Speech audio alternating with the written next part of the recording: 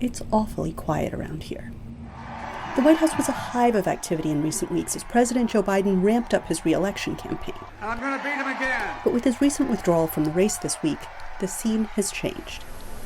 Biden on Tuesday quietly returned to the White House after his recovery from COVID-19, as Vice President Kamala Harris's campaign took off.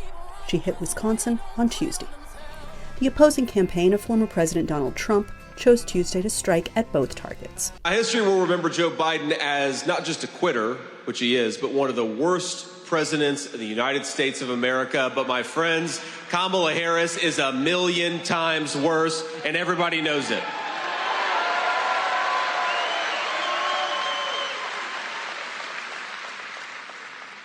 She signed up for every single one of Joe Biden's failures, and she lied about his mental capacity to serve as president.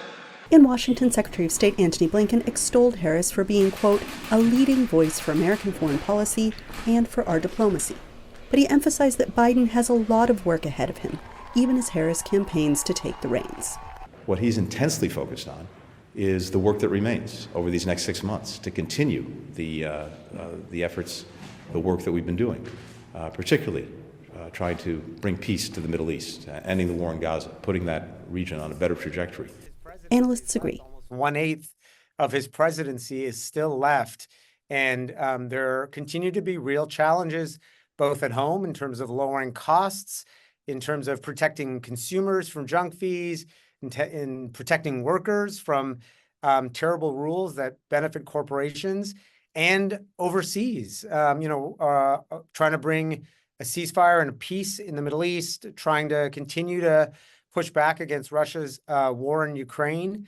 And this situation also leaves foreign leaders in an interesting position, as Israel's prime minister is learning this week as he prepares to meet with Biden, Harris, and Trump. Well, I do think Biden has one problem internationally, which is that foreign leaders know he's not going to be around after a few more months. And so they're going to be hesitant to make deals with him because they know that whoever comes next, and even if it is Harris, she is likely to have her own foreign policy team and her own set of aims. On the other hand, I think foreign leaders will want to accomplish things they can get accomplished quickly with Biden because they're not sure what will happen next. For the second time this month, Biden will use the somber setting that is the Oval Office to speak live to the nation.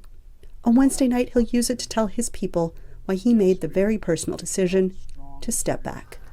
Anita Powell, VOA News, the White House.